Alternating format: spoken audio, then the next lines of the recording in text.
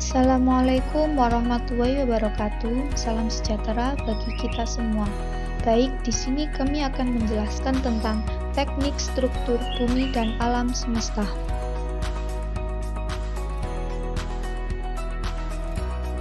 Yang pertama yaitu saya akan membahas tentang struktur bumi. Struktur bumi terbagi menjadi dua bagian, yaitu struktur luar bumi dan struktur dalam bumi. Struktur luar bumi. Atmosfer merupakan struktur luar bumi. Atmosfer juga memiliki beberapa lapisan dan setiap lapisan memiliki ketebalan yang bervariasi. Atmosfer terbagi atas beberapa lapisan. Sedangkan struktur dalam bumi terdiri atas 3 lapisan utama, yaitu kerak bumi atau crust, selimut atau mantel, dan inti atau core. Lapisan struktur luar bumi terbagi menjadi 6 bagian, di antara lain yaitu yang pertama troposfer. Troposfer adalah bagian paling bawah. Troposfer memisahkan antara stratosfer dengan mesosfer. Yang kedua yaitu stratosfer. Stratosfer adalah lapisan udara di antara 10-60 km di atas bumi. Stratosfer berada di atas troposfer. Selanjutnya yang ketiga yaitu mesosfer. Mesosfer adalah daerah atmosfer yang terletak antara stratopause dan mesopause. Yang keempat, ionosfer. Ionosfer adalah lapisan atmosfer pada ketinggian 100 km di atas lapisan stratosfer. Yang kelima, termosfer. Termosfer adalah bagian atmosfer kira-kira 50 mil di atas permukaan bumi sampai angkasa luar dan ditandai dengan suhu udara tinggi terus-menerus. Dan yang terakhir adalah eksosfer.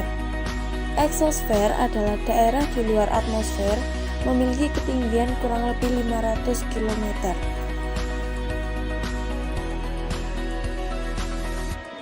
Selanjutnya yakni lapisan struktur dalam bumi. Yang pertama, kerak bumi atau crust. Kerak bumi adalah lapisan terluar bumi yang terbagi menjadi 2 kategori, yaitu kerak samudra dan kerak benua. Kerak samudra mempunyai ketebalan sekitar 5-10 km, sedangkan kerak benua mempunyai ketebalan sekitar 20-70 km. Penyusun kerak samudra yang utama adalah batuan basalt, sedangkan batuan penyusun kerak benua yang utama adalah granit yang tidak sepadat batuan basalt.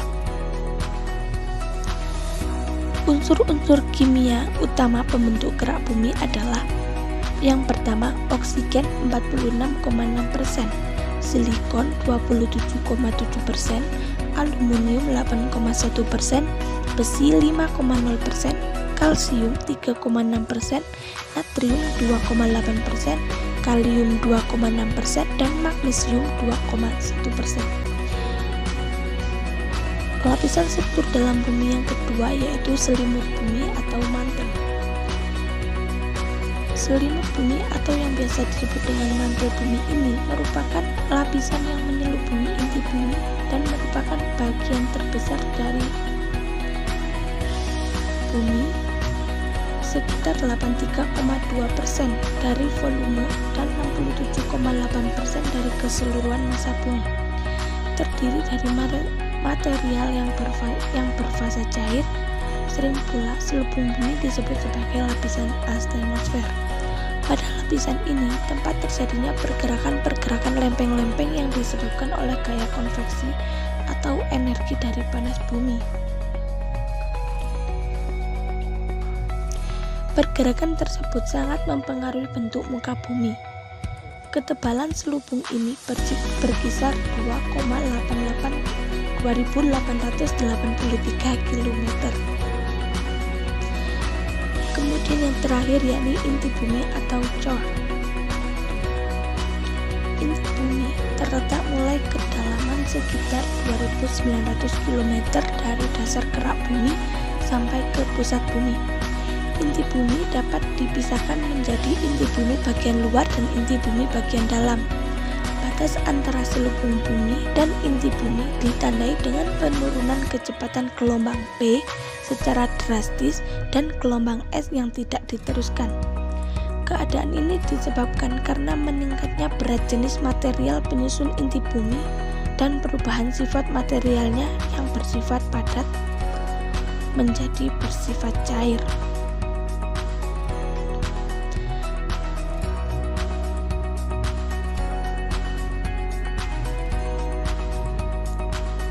Komposisi penyusun inti bumi diketahui dengan mendasarkan pada komposisi meteorit yang dijumpai mengandung logam besi dan nikel sebanyak sekitar 7% sampai 8%, sehingga perkiraan material logam penyusun inti bumi adalah unsur besi dan nikel. Selanjutnya yakni karakteristik bumi. Bumi adalah planet ketiga dari matahari yang merupakan planet terpadat dan terbesar kelima dari 8 planet dalam tata surya. Bumi terkadang disebut dengan istilah dunia atau juga disebut sebagai planet biru. Bumi memiliki beberapa nama alternatif, diantaranya adalah Talus atau Taluris atau Terra dan Gaia. Dari 8 planet yang dikenal manusia, planet Bumi lah yang banyak dihuni makhluk hidup. Planet Bumi mempunyai lapisan atmosfer yang di dalamnya banyak mengandung unsur-unsur kimia yang banyak dibutuhkan oleh makhluk hidup. Bumi mengelilingi matahari membutuhkan waktu 365 hari, 6 jam, 9 menit, dan 10 detik. Tetapi, atas dasar kesepakatan ahli astronomi mengacu pada periode antara pertemuan matahari dengan bintang Aries, yaitu 365 hari, 5 jam, 48 menit, 46 detik, atau sama dengan 1 tahun tropik. Bumi berputar pada porosnya, membutuhkan waktu 23 jam, 56 detik, atau sama dengan 1 hari bintang.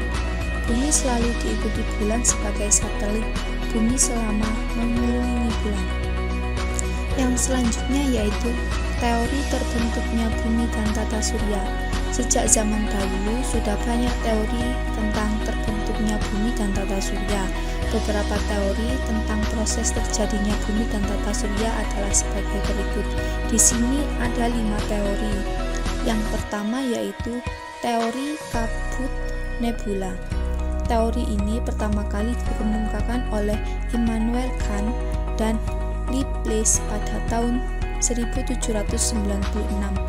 Menurut teori ini, mula-mula ada kabut gas dan debu atau nebula yang sebagian besar terdiri atas hidrogen dan sedikit helium. Nebula mengisi seluruh ruang alam semesta karena proses pendinginan kabut gas tersebut menyusut dan mulai berputar.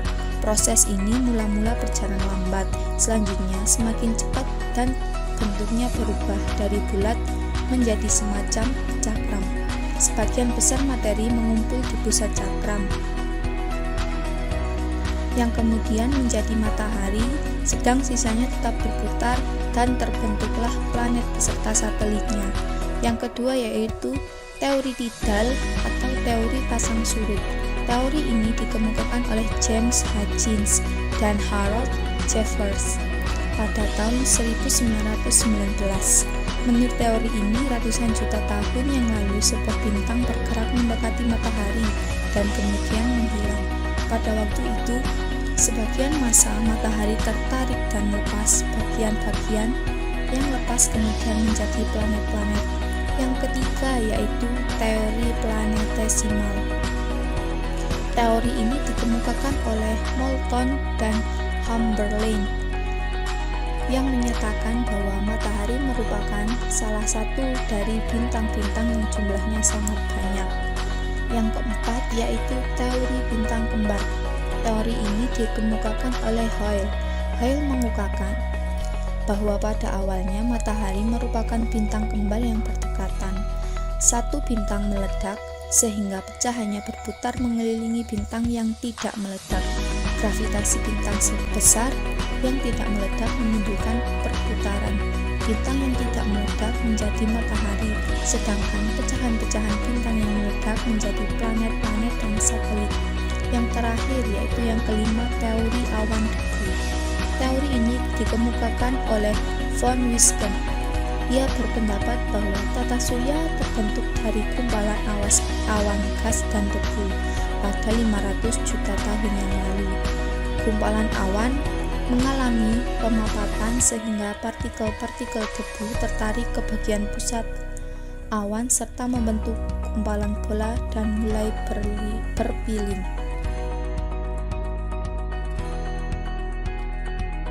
Perkembangan bumi dari masa ke masa terbagi menjadi 4, yakni teori kontraksi.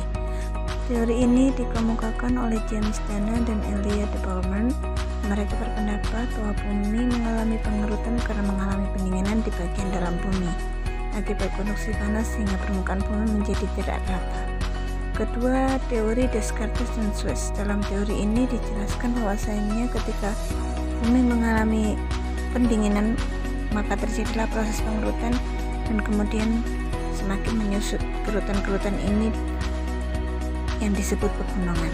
Ketiga adalah teori geosiklim, mengemukakan bahwa daerah sempit pada kerak bumi mengalami depresi selama beberapa waktu sehingga terendapkan secara ekstrim sedimen yang tebal. Proses pengalaman ini menyebabkan penurunan pada dasar cekungan. Yang keempat adalah hipotesa pengapungan benua.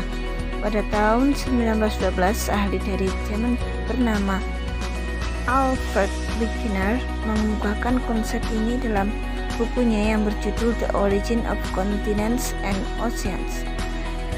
Konsep ini menjelaskan bahwa bumi ini awalnya berbentuk Pangea atau suatu daratan yang dikelilingi oleh lautan atau Pantalasa.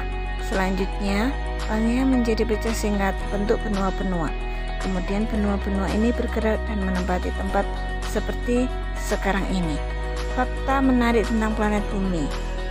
1. Bumi adalah satu-satunya yang dihuni makhluk hidup. Kedua, bumi memiliki titik tertinggi dan titik terdalam ketika planet tercerah.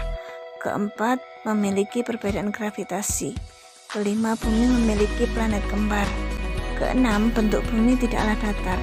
Ketujuh, bumi adalah planet yang baru. Kedelapan, bumi memiliki panas tersendiri. 9, lempengan tektonik. Dan 10, bumi tidak berbentuk. Sekian, terima kasih.